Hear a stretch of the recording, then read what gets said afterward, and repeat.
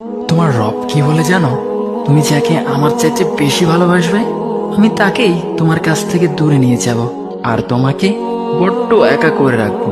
তিনি আরো বলেন, কখনো বলবে না যে তাকে ছাড়া আমি বাঁচবো না, কিন্তু আমি তোমাকে তাকে ছাড়াই বাঁচাবো। পিছনে সব আবেগ কেড়ে নিয়ে তোমাকে দিব্যি সামনে এগিয়ে নিয়ে যাব।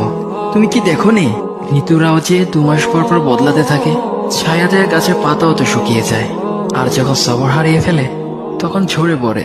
কিন্তু তোমার রব তো ধৈর্যশীল ও পরম দয়ালু। তিনি তো সেই ঝরে যাওয়া পাতার ঢাল থেকেও সবুজ পাতা গজান। তুমি কি দেখছো না তোমার স্রষ্টার এই নিদর্শন?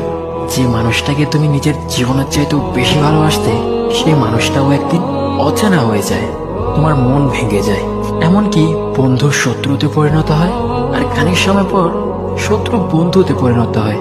যে মানুষটাকে তুমি নিজের জীবনের অংশ ভাবতে, সে মানুষটাও প্রতারণা করে।